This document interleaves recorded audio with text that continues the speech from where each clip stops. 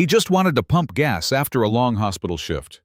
But when a powerful HOA president exploded in rage, tore down a safety sign, and shoved a police officer all over a broken gas pump, everything changed. This isn't just a story about a parking dispute. It's about entitlement, public meltdown, and how one man's quiet patience sparked a community-wide reckoning. My name is John Miller. I've worked the night shift as a radiology tech for almost 8 years now. It's the kind of job that demands everything from you and gives little in return, except maybe the knowledge that you helped someone in their worst hour. That's enough for me. By the time I get off work, the world's already closing its eyes. It was just after 7 p.m. when I pulled into the Sunoco on Willow Lane. It's quiet there, just off the edge of Greenfield Estates, a nice, well-manicured neighborhood I'd driven through for years, but never lived in. I pulled up to pump 5 out of habit. I wasn't even thinking. But the second I put the car in park, I saw it. Bright orange caution tape, a flashing out-of-order sign on the screen, and a handwritten note taped on the pump that read, "Closed for maintenance. Use other pumps." I was about to back up when my phone buzzed. A message from my sister popped up. "Don't forget Dad's birthday next weekend. Are you coming?" I started typing. Of course. What should I? That's when the horn blasted. It wasn't just a polite beep. It was a full-throated roar of a car horn, held too long, too loud, too close. I jerked upright and looked in the rearview mirror. A white Cadillac SUV sat inches from my bumper, headlights flashing, horn still going. Behind the wheel was a woman I recognized but had never met. Linda Parker, president of the Greenfield Estates HOA. I'd seen her face on the HOA newsletter someone once left on my windshield. Hair perfectly curled, lips pressed tight. The kind of person who talks with her chin raised a little too high. She rolled down her window and shouted, "Are you going to move or are you just going to sit there all night?" I blinked. "The pump's closed," I said, pointing to the sign. "I don't care," she snapped. "I'm in a hurry. Move your car." "I'm reversing." I started to explain. But she didn't wait. She opened her door, stepped out in a blazer and slacks, and marched right past me. Without a word, she ripped the caution tape from the pump, yanked down the closed sign, and threw it onto the ground like trash. That's when Derek, the station attendant, came out from the store. "Ma'am, that pump's down for maintenance," he said politely. Linda turned to him like he'd insulted her bloodline. "You don't know who I am," she said. "I run the HOA over there. We pay taxes that keep this place running. Don't you dare talk to me like I'm some teenager." "I didn't," Derek started. "Where's your manager?" she barked.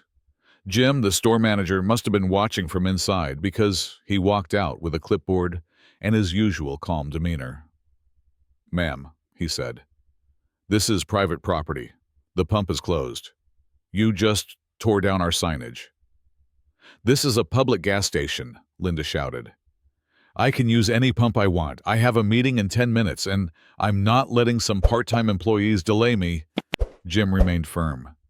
"You're interfering with business. You're damaging property. I'm going to have to ask you to leave." She pulled out her phone. "I'm recording this," she said. "All of it. You're going to be reported for discrimination, for harassment, and for blocking a taxpayer from basic services." "I'd be happy to give a copy of our security footage to anyone who asks," Jim replied. Linda turned to me, now fuming. "And you," she hissed. "You've been sitting there on purpose, haven't you?" I just looked at her. I was answering a text. "You people think you can do whatever you want." She didn't finish her sentence. A police cruiser pulled up, lights flashing. Apparently, someone in the lot had already called. 2 officers stepped out. Calm, measured. They listened to everyone. Derek, Jim, me. Then they turned to Linda. "We're going to need you to move your vehicle." "Ma'am." "No," she said. "Excuse me. I'm not done here. That man blocked me. That worker lied. This is a setup." "It's a gas pump, not a courtroom," one of the officers said gently. "Just move your car and we can sort things out." She took a step toward him. "Don't touch me. I'll have your badge." "I didn't touch you, ma'am. But I'm asking again, move the vehicle." And that's when she shoved him, just a hand to the chest. Not violent, but enough to cross the line. They moved fast. Cuffed her gently, but firmly. She shouted the entire time, "I am Greenfield. I am this community. You can't do this." Yes, they could. And they did. She was arrested on the spot. Disorderly conduct, interfering with business, destruction of private property, assaulting an officer. The rest was almost anticlimactic. I filled my gas tank. Weeks passed. Then the fallout hit. Residents of Greenfield Estates started speaking out. Apparently, Linda had ruled the HOA with an iron fist, bullying homeowners over paint colors, lawn height, even curtain fabric. She'd fined people into submission, banned pets, once told a war veteran he had too many flags on his porch. Her arrest was the crack in the dam. At the next HOA meeting, public now. Under pressure, dozens of residents showed up, one by one. They told their stories. One man brought photos of fines for improperly cheerful holiday decor. Another had a signed notice accusing his child's swing set of decreasing visual uniformity. By the end of the night, the vote was unanimous. Linda Parker was removed as HOA president. Her replacement, a quiet, thoughtful guy named Richard Alvarez, sent a mass email the next morning. "Community is built on trust and respect, not fear.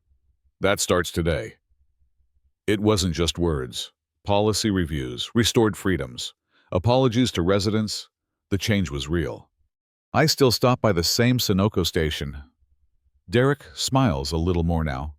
Jim hung the damaged "closed for maintenance" sign on the wall inside. Below it, in Sharpie, someone wrote, "Some pumps take longer to fix than others." I didn't set out to change a neighborhood. I didn't protest. I didn't argue. I just stood there, in my car, in front of a broken pump. And in that moment, it turned out to be enough. Sometimes justice doesn't come with sirens. Sometimes it arrives quietly, at pump number 5.